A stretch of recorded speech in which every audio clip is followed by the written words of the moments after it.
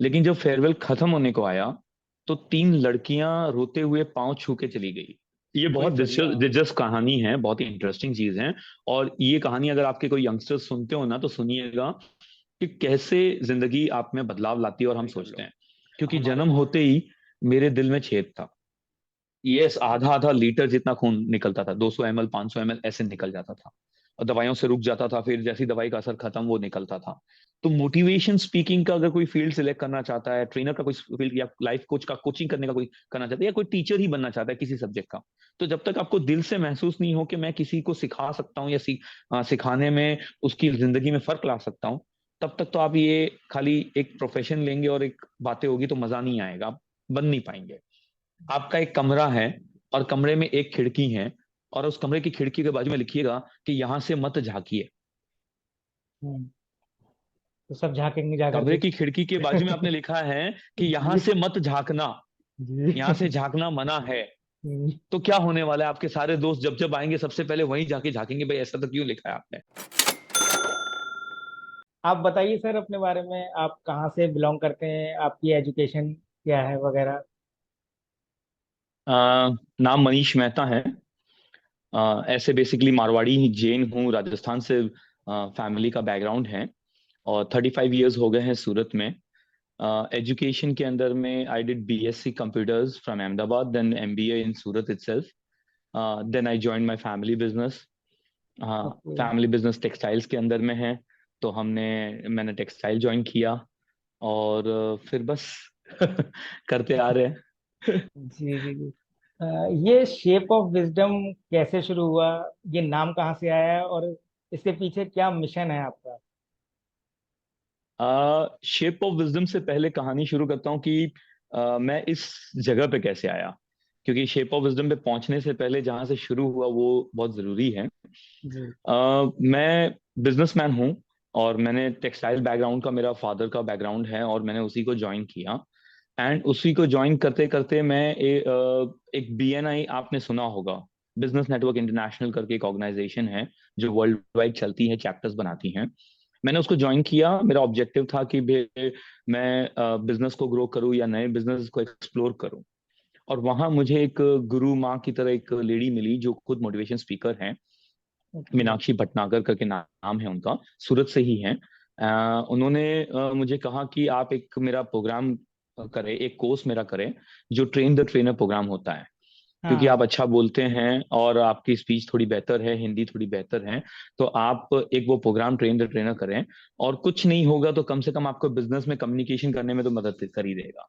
Hmm, so that way it was very कि उन्होंने मुझे बहुत प्रोत्साहन किया, तो मैंने वो कोर्स ज्वाइन किया। वो कोर्स ज्वाइन करने के बाद में I was the best in the batch out of 10। ज्यादा बड़ा बैच नहीं था। तो लेकिन फिर भी लेकिन बेस्ट होना तो फिर भी ब्लेस्ड होना ब्लेस ही है, एग्जैक्टली बेस्ट ही तो क्या, है। अंधों में काना राजा जैसा निकल के आ गए थे हम।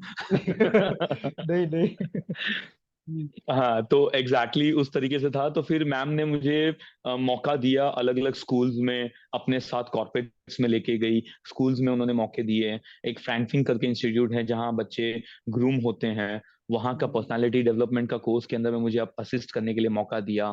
फिर उन्होंने मुझे पूरा बैच दिया और मुझे मजा आने लगा।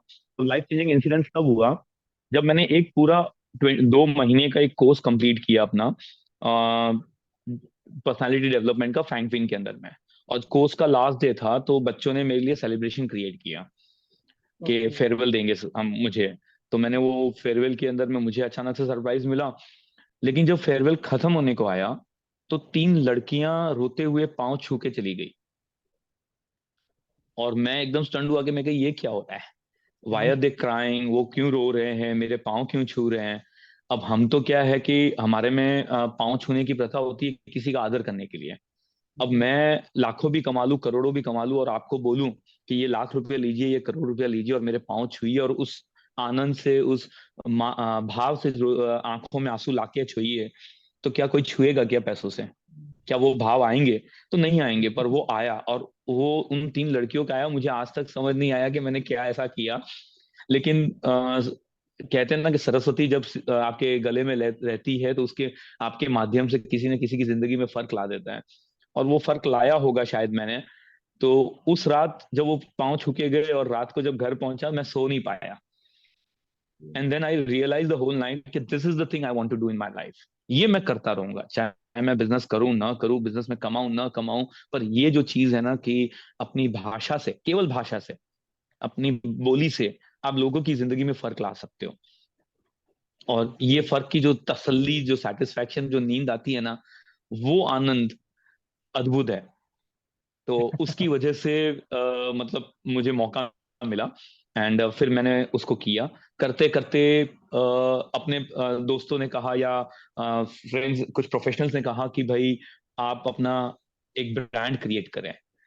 आपका नाम मनीष मेहता है तो वो आपका नाम है, उस नाम से ब्रांड बन सकता है, लेकिन फिर भी एक अलग ब्रांड से क्रिएट करें जिससे पब्लिक ब्रांड से कनेक्ट हो, आपसे कनेक्ट ना हो। क्योंकि एक मार्केटिंग का होता है ना फंडा, कि एक हम्म। इंडिविजुअल का ब्रांड अलग होता है और एक कंपनी का ब्रांड अलग होता है, और ब्रांड दोनों से अलग। अलग अलग तरीके से कनेक्ट किया जा सकता है। हम्म। तो मुझे एक ब्रांड नेम चाहिए था, तो ढूंढते ढूंढते this shape of wisdom came up. And अच्छा। Then I was working on it. मैंने मेरे फ्रेंड्स को लोगो बनाने को बोला। तो कई चीजें निकल के बाहर आई और डिस्कस करते आए कि हम इस नाम पे क्यों टिके रहे। तो विजडम सबके पास है, मतलब ज्ञान सबके पास है, नॉलेज सबके पास है, लेकिन उस नॉलेज को जैसे आप इम्प्लीमेंट करते हो, जैसे आप परसीव करते हो, और उसको एक्सपीरियंस में कन्वर्ट करते हो, वो आपकी विजडम बन जाती है। अब दुनिया में इतनी सारी विजडम है, आपकी विजडम अलग है, मेरी विजडम अलग है, मेरा एक्सपीरियंसेस अलग अनुभव हैं, अलग है, नॉलेज अलग है, अलग तो है, उसके सब हिसाब कुछ से अलग है। एग्जैक्टली exactly, तो हम्म। हम किसी एक चीज को कहेंगे कि नहीं ऐसे करना है, तो आप बोलोगे नहीं मेरे को तो ऐसे करना है क्योंकि मुझे उसमें सक्सेस मिला है। मैं बोलता हूँ नहीं यार, मेरे को तो इस तरीके से काम नहीं चलना है, मैं तो अकेले ही चलूंगा। तो ये एक चीज थी कि जिसकी वजह से शेप ऑफ विजडम निकला।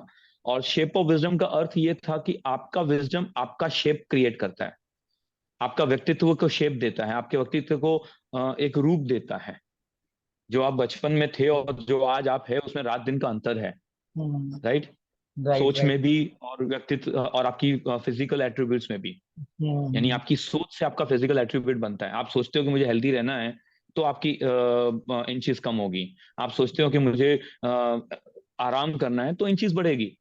हम्म। सोच से शरीर पे भी फर्क पड़ता है, मन पे भी फर्क पड़ता है, पर्सनालिटी पे भी फर्क पड़ता है। हम्म। वही आपकी विजडम आपको शेप करती है। उससे ये नाम आया shape of wisdom. Okay. Okay. Instagram sir कब और से, इंस्टाग्राम कब से शुरू लगभग हुआ? 2-3 साल से हैं। 2-3 साल से। और जब हाँ हाँ। शुरुआत में आपने शुरू किया इंस्टाग्राम, तो फॉलोअर्स कैसे इंक्रीज होना शुरू हुए? क्योंकि मैंने देखा 198,000, ये बहुत बड़ी फिगर है 2 साल में लगभग तो। 1.5 लाख के ऊपर है। इंस्टाग्राम स्टार्टिंग में करते थे तो बहुत मुश्किल था, मतलब आपके यार दोस्त के अलावा आपके कोई फॉलोवर मिलते नहीं थे, मुश्किल से मिलते एक एक एक एक करके जुड़ते थे। फिर जब क्लासेस, मतलब जब कभी कोई सेशन लेते थे, तो उस सेशन में जो 25-50 लोग होते थे, उसमें से कुछ लोग जुड़ जाते थे। करते करते कोई एक आधा लोगों ने स्प्रेड कर दिया, वायरल हुआ, थोड़े थोड़े करके सब थोड़े थोड़े बढ़ते गए। तो उससे फिर कभी अप कभी डाउन, बीच में तो 2.5 लाख तक जाके जा वापस आया है। बट अब मैंने देखना बंद कर दिया है। आई एम लाइक कंसिस्टेंटली आप अपना कंटेंट देते रहो, और जो जो होना है सो नहीं, ऊपर वाला मैंने देखेगा। मैंने एक चीज ये भी देखी कि आपकी पोस्ट, जैसे और अकाउंट्स हैं उनकी पोस्ट थाउजेंड्स में हैं, बहुत ज्यादा पोस्ट करते हैं, लेकिन आपकी पोस्ट भी बहुत ज्यादा हम्म। नहीं है, अराउंड मेरे ख्याल से 250 300 के बीच में है। 300 पोस्ट के आसपास है, हाँ। हाँ। हाँ। तो इतनी मैं कम मतलब पोस्ट में इतना ग्रो, ये भी एक बड़ा एक अचीवमेंट है। ये दादा की मेहरबानी है, जैसा भी है। लेकिन ऊपर वाले की मेहरबानी है। बट इसमें क्या है कि एक तो समय नहीं मिल पाता है, बिजनेसमैन भी हूँ, साथ में ये भी करता हूँ, तो ये समय नहीं मिल पाता है, इसीलिए ज्यादा पोस्ट नहीं कर पाया। पर अब कंसिस्टेंटली बढ़ा रहा हूँ मैं पोस्ट को। एंड देखिए धीमे धीमे रोज का एक दो करके आएगा जो भी है। अब मैंने आपकी प्रोफाइल में ये भी देखा, सॉफ्ट स्किल्स ट्रेनर। तो ये जो, हाँ जी। ये कैसे शुरू हुआ? जो मैम ने आपको बताया वहीं से, या फिर कुछ और इसके लिए स्पेशली? वहीं वहीं से, वहीं जो मैम ने बताया वहीं से हैं। ये सॉफ्ट स्किल का अर्थ लोगों को मालूम नहीं है। ये वो स्किल है जो ह्यूमन तौर पे सभी के पास होता है। मतलब आप बोलते हैं, आपको बोलना आता है। आप सुनते हैं, आपको सुनना आता है। आप काम करते हैं, आपको काम करना आता है। इसे बेहतर कैसे करना है, ये आपकी स्किल है। आप चल सकते हैं, आप बोल सकते हैं, आप काम कर सकते हैं, आप सुन सकते हैं, आप समझ सकते हैं, आपकी सोच है। हाँ, ये सारी आपकी स्किल हैं जो भगवान ने सबको दी है। राइट, इसे बेहतर करना, उन स्किल्स को is called soft skill okay training. Okay okay okay. अच्छा, आप सर, मैंने देखा कि आप शायरी भी करते हैं, तो कोई आप मोटिवेशनल टाइप की शायरी भी करते हैं, तो कोई शेर अगर आपके जहन में हो जो आपके करीब हो, आपके दिल के करीब हो। शायरिया तो बचपन से लिखता आ रहा हूँ, इमोशनल बंदा हूँ, दिल से जुड़ता हूँ, दिल से करता हूँ। फिर भी आपकी ऑडियंस के लिए एक पेश करता हूँ जो शायद मोटिवेट करे लोगों को, कि कोई फरियाद आपको बुलंदियों तक पहुंचा नहीं सकती। कोई फरियाद तुम्हें बुलंदियों तक पहुंचा नहीं सकती। हो जाए हुनर से इश्क, तो ये दुनिया तुम्हें रोक नहीं सकती। क्या बात है! माशाल्लाह, बहुत अच्छा, बहुत शानदार है सर। एक सवाल ये था, आपने बीएससी कंप्यूटर साइंस की, उसके बाद फिर एमबीए मार्केटिंग, तो ये बीएससी के बाद आप टेक्नोलॉजी में फिर आगे क्यों, एमसीए वगैरह, या उसमें क्यों नहीं गए? ये बहुत दिलचस्प दिलचस्प कहानी है, बहुत ही इंटरेस्टिंग चीज है। और ये कहानी अगर आपके कोई यंगस्टर्स सुनते हो ना, तो सुनिएगा कि कैसे जिंदगी आप में बदलाव लाती है और हम सोचते हैं। तो जब हम टेंथ में थे, तो मैं भी कई सपने लेके आता हूँ, और कई सपनों से हर कोई सपना देखता है कि भाई अब मैं 10वीं में आ गया हूँ, आज बड़ा आदमी बनूंगा, मैं इसमें कुछ करूंगा, मैं उसमें कुछ करूंगा। तो जब 10वीं में आया तो दोस्त लोग साइंस लिए, तो मैंने भी साइंस ले लिया उनको देख के, शायद साइंस में फ्यूचर अच्छा है। तो जी। वहां गए तो बायोलॉजी बायोलॉजी आई, और वो कॉकरोच को कटिंग का समय आया तो अपनी तो पहले दिन ही वॉमिट निकल गई। तो वो तो लगा कि भाई डॉक्टर तो अपने बस का ऐसे भी नहीं है, तो ये बस पॉसिबल नहीं है। फिर जब जैसे जैसे करके ट्वेल्थ साइंस कंप्लीट की, मीडियम ग्रेड्स आए, 70-75 के आसपास ग्रेड्स आए, एंड दोस्तों ने कहा कि हम तो बीएससी कंप्यूटर्स करेंगे। आजकल टेक्नोलॉजी का जमाना है, आज से लगभग 2000 की बातें हैं ये, तो लगभग 22-23 साल पहले, कि भाई उस समय कंप्यूटर्स का, कोडिंग का, नया सॉफ्टवेयर बनाने के बहुत ज्यादा बूम ज्यादा में था। चला था। और उस समय एप्लीकेशंस और मोबाइल्स नहीं थे, तो इसका भी बहुत ज्यादा चलन था। उस समय पे नया नया मोबाइल आया था, 16 रुपए इनकमिंग चार्ज, हम्म, 16 रुपए आउटगोइंग चार्ज, इस तरीके से चार्ज था एक एक हम्म, मिनट का। तो उसका मैं मिस कॉल का भी बड़ा महत्व था। जी। जी तो जी। उस जमाने के अंदर में हम लोग बिल्कुल मिस कॉल का भी एक अपना जमाना था, हम मिस कॉल करते थे, कि हम्म। सामने वाले को पता था कि मैं पहुंच गया, कि मैं घर पहुंच गया, कि कॉल नहीं करते थे, हम जी मिस जी जी। कॉल किया करते थे। हाँ, मिस कॉल से कि तो एक वो एक जमाने के अंदर इंडिकेशन में, था। हाँ, कि मैं पहुंच गया, या मेरे को याद हाँ कर रहा है, या उसको हाँ मैसेज देना है कि मैं मिस कॉल दूं तो समझ जाना मैं यहाँ हूँ। हाँ। जी राइट, जी, तो इस ये तरीके होता से था। जी। उसका महत्व था। आज वो महत्व है ही नहीं, आज तो व्हाट्सअप मैसेज कर देना। हम्म, हम्म, राइट। तो उस पेजर और मिस कॉल के जमाने के अंदर में कंप्यूटर का बहुत बोलबाला था, नया नया फील्ड था। तो ट्वेल्थ के बाद मैंने भी कंप्यूटर सेलेक्ट किया। तो मैंने मीडियम ग्रेड्स की वजह से अहमदाबाद के अंदर मुझे एडमिशन मिला। पहले साल के अंत में समझ में आ गया था कि मैं वो इंसान नहीं हूं कि जो घंटों कंप्यूटर के सामने बैठ के खाली टाइप टाइप टाइप टाइप करके कोडिंग टाइप करे। मैं वो इंसान नहीं। तो अपने ये मेरे को बारे समझ में में आ गया कि अपने मुझसे, बारे में ये समझ होना, ये भी बड़ा मुश्किल है। मेरे को भी बहुत टाइम बाद ये समझ हाँ, में आया कि मैं क्या कर सकता हूँ और क्या नहीं कर सकता। एग्जैक्टली ये बहुत मुश्किल चीज है। एग्जैक्टली एग्जैक्टली अपने आप को भाईजान, समझना। एग्जैक्टली यही बात है। एग्जैक्टली यही बात है भाईजान, कि हम बचपन से बच्चे को ये सिखाते हैं कि बड़े होके कुछ बनना है, पर क्या बनना है ये समझ समय से ही इस बच्चे को समझ आ सकती है ना। उसके माँ बाप समझा सकते हैं ना कोई और। हाँ, माँ बाप दिशा जरूर दे सकते हैं, टीचर्स दिशा दे सकते हैं, वो समझ के ये कह सकते हैं कि तेरे में ये गुण है, और उन गुणों की वजह से तू ये काम कर। हम्म, लेकिन ये अपने ही दिल पे आनी चाहिए। तो जब पहला साल बीएससी कंप्यूटर्स में पहुंचे, तो साल के अंत में समझ में आ गया था कि कोडिंग मेरे बस का काम नहीं है। लेकिन फिर भी कंप्यूटर और उसके सॉफ्टवेयर की नॉलेज अच्छी थी, तो जैसे तैसे करके बीएससी कंप्यूटर्स कंप्लीट कर लिया।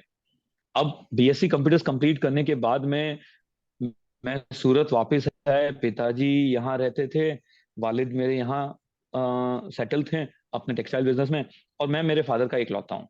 ना ब्रदर ना सिस्टर। तो अच्छा। मुझे लौट के वापस अपने माता पिता की सेवा में तो आना ही चाहिए। तो हम्म, हाँ, तो उस वजह से जी। फिर मैंने सोचा चलो फिर, अब कंप्यूटर तो अपने को करना नहीं है, तो चलो हाँ, कुछ करते हैं। तो जब सूरत आया तो मारवाड़ी कल्चर, बिजनेस कल्चर के लोगों में क्या है कि अगर 22 साल का लड़का या 20 साल का 22 साल का लड़का या 21 साल का लड़का आपका बिजनेस पे ज्वाइंट हो चुका है अपना बीकॉम बीबीए या इस ऐसा कुछ करके, तो फटाफट उसके लिए रिश्ते आने शुरू हो जाते हैं। अच्छा। और माँ बाप भी देखना शुरू कर देते हैं कि समय पे शादी भी हो जाए, धंधे पे भी लग गया है और सेटल हो जाए। तो वही घर घर की कहानी जो थी मेरी भी थी।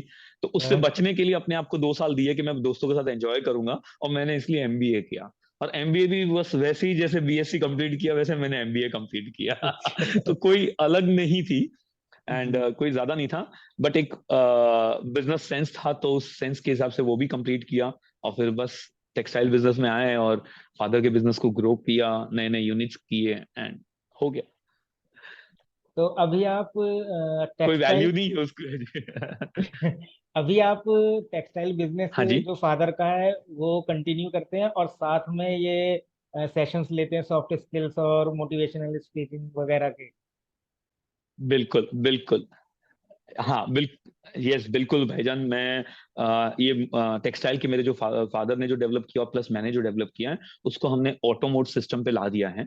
वहाँ हमने कुछ अच्छा। पार्टनर्स डेवलप किए हैं, कुछ हमारे स्टाफ है उनको पार्टनर्स बनाए हैं, एंड उन पार्टनर्स को 90% जवाबदारियां सौंप दी गई हैं।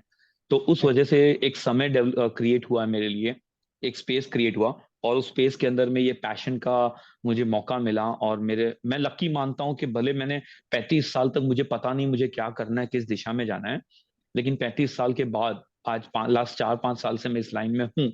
भले ही पार्ट टाइम तरीके से हूँ, पर लगातार इसे कर रहा हूँ, कंसिस्टेंटली कर रहा हूँ।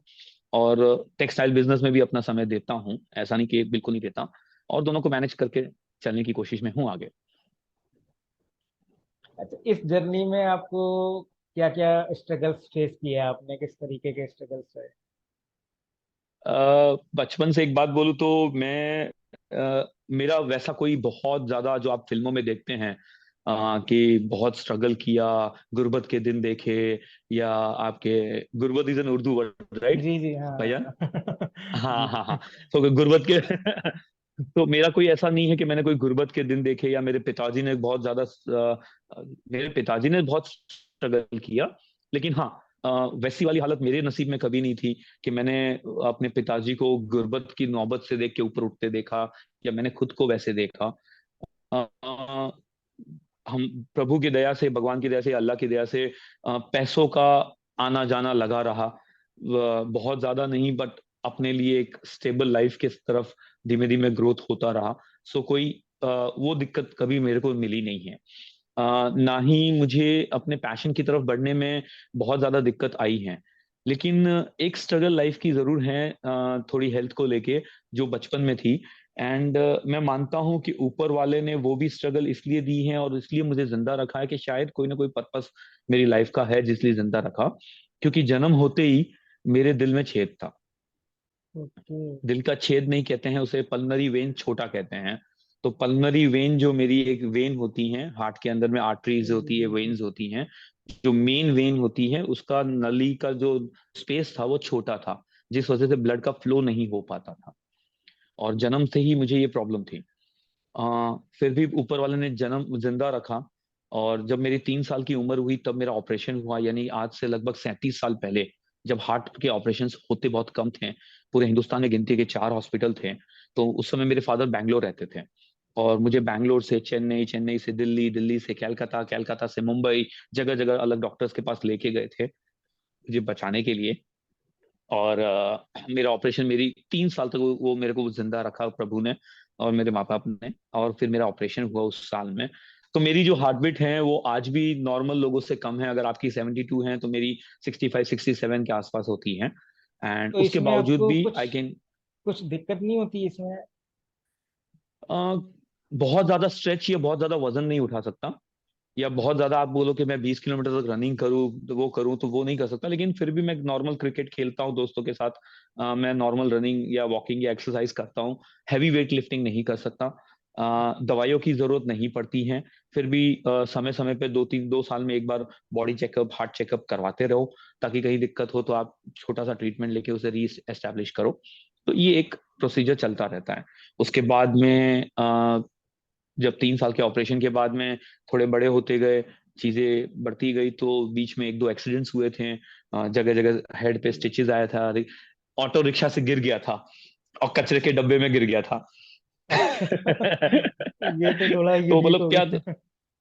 यूनिक सी चीज होगी, और आज देखते तो अ, हंसी आती है।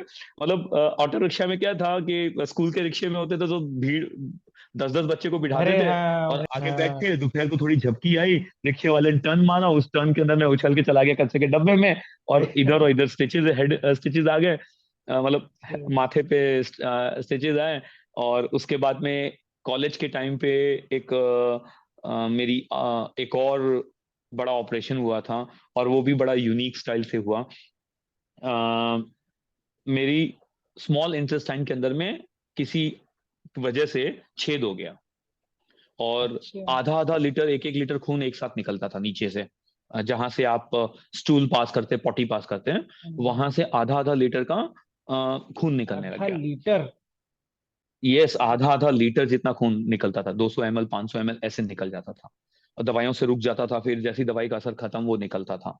तो 2-3 दिन तक ऐसे चलता रहा, पता नहीं वो कैसे हुआ। फिर डॉक्टर ने भर्ती किया, एंजियोप्लास्ट एंजियोग्राफी उस एरिया की हुई, एंड पता चला। और उसकी भी बड़ी यूनिक सी थी। तो मैं इस चीज को मानता हूँ कि मैं बहुत ज्यादा, मतलब भगवान या उसमें बहुत ज्यादा स्पिरिचुअल नहीं हूँ, लेकिन उसने मुझे जिंदा जरूर रखा हुआ है किसी न किसी पर्पज से। तो वो भी ऑपरेशन जो था बहुत क्रिटिकल था। उसकी जो मशीनरी आती थी, वो मशीनरी अहमदाबाद के राजस्थान हॉस्पिटल में मैं एडमिट था। तो वहां पे एक मशीन थी जो खराब पड़ी थी कई सालों से, चार दो दो चार साल से खराब पड़ी थी। वो मशीन पर्टिकुलरली वो मेरे लिए रिपेयर करने, क्योंकि उसका जो पर्टिकुलर पुर्जा था वो मेरे इसी इंटेस्टाइन के लिए ही काम आता था, राइट। तो उसके लिए वो मशीन रखी हुई थी, लेकिन वो मशीन खराब पड़ी थी, तो उसे बुलाया, उसे रिपेयर कराया, मेरा ऑपरेशन हुआ, और फिर वो मशीन फिर खराब हो गई। अच्छा। हाँ, ये फिर भी। दूसरा ऑपरेशन नहीं हो पाया। तो ये भी एक अपना, तो तभी मैं मानता हूँ। और उस ऑपरेशन के दौरान मैं हॉस्पिटल में एंजॉय कर रहा हूँ, मैं सभी पेशेंट से गप्पे मार रहा हूँ, मैं वहां खेल रहा हूँ, सब कुछ कर रहा हूँ।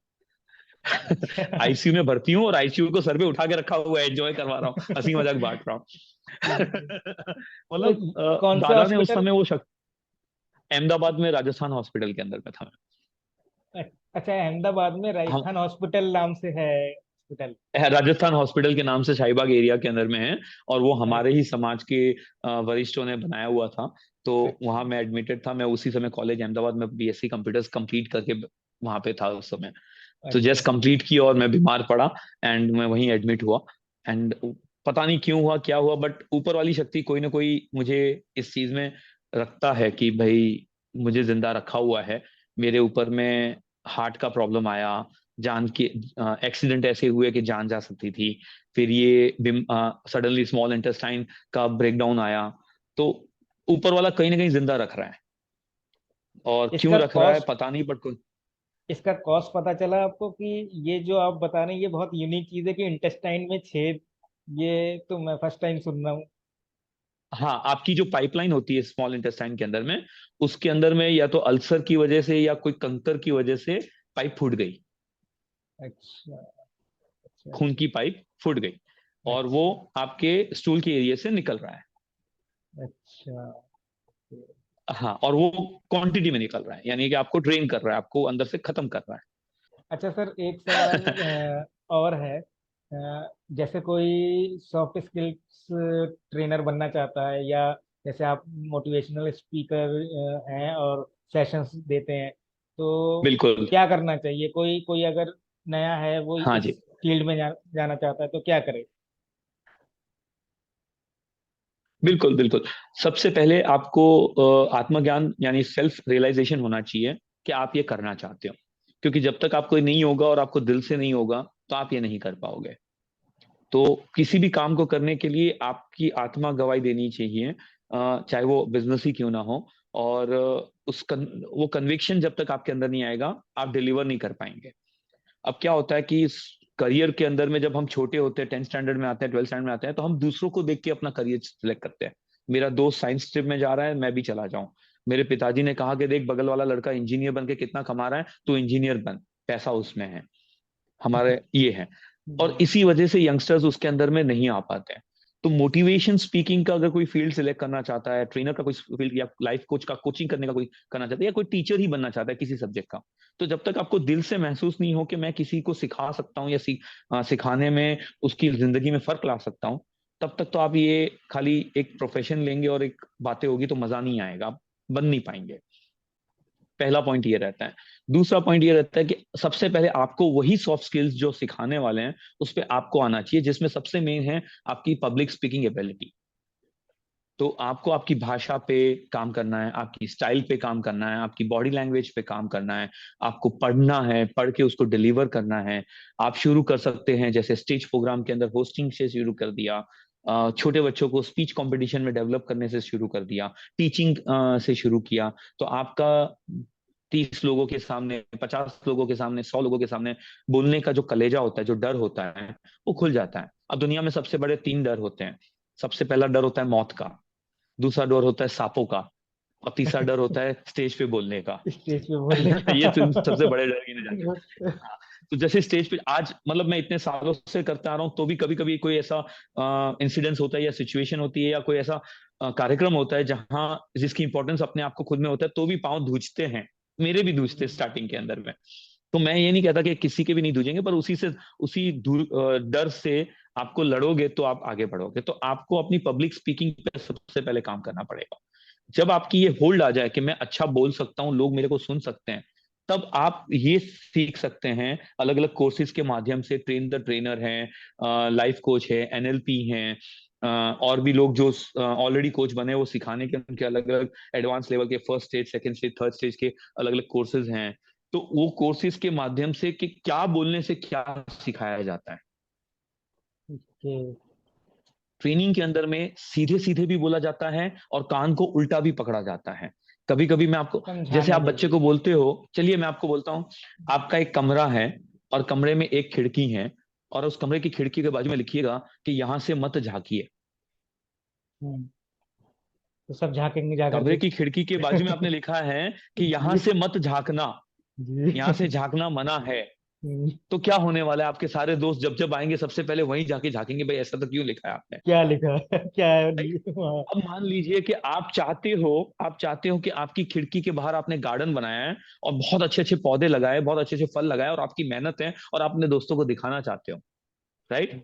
आपने अपने घर के बाहर गार्डन बना दिया फर्स्ट क्लास, और वहां आपने एक आकृति भी बना दी, आपने एक मूर्ति बना दी, आपने बहुत अच्छी कलाकृति वहां पे भी लगा दी और गार्डन बना दिया, फव्वारा बना दिया, और चाहते हो कि दोस्तों को दिखाऊं मैं ये चीज, और आप बोलना भी नहीं चाहते कि देखो मैंने क्या बनाया है, अपनी वो बढ़ाई भी नहीं करवाना चाहते हो, तो उस खिड़की के बाजू में लिख दो यहाँ से झांकना मना है। दो तरीके हैं। ये ह्यूमन टेंडेंसी है, ह्यूमन नेचर है। नीचे। और इसी किस्म की टेक्निक से कभी सीधे सीधे बोल के और कभी टेढ़ा बोल के, हाँ, अपनी बात को समझाना और समझा के उसे इंप्लीमेंट कराना, यही एक ट्रेनर और कोच और मोटिवेशन स्पीकर का काम है।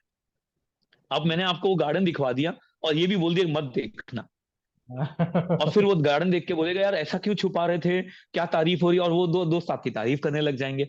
अब देखो बात दो भी हो गई, आपने उनसे अपनी बढ़ाई भी नहीं की, आपने उन्हें बताया भी नहीं कि आपने क्या करामत किया है, कमाल का काम किया है, और उन्होंने देख भी लिया और तारीफ भी कर ली। जी। जी जी जी। हजारों तरीके हैं जिससे हम इन soft skill training, personality development, आपके नेचर पे, आपकी आदतों पे कर सकते हैं। और वही ट्रेन द ट्रेनर कोर्सेज हैं जिस माध्यम से कैसे इन बातों को इम्प्लीमेंट करने के लिए सिखाया जा सकता है। तो उसे आपको खुद सीखना पड़ेगा और लोगों को सिखाना पड़ेगा। इस तरीके से आप खुद भी एक मोटिवेशन स्पीकर बन सकते हैं। Okay sir, thank you very much, आपने अपना कीमती वक्त दिया और फिर आपसे बात होगी जरूर।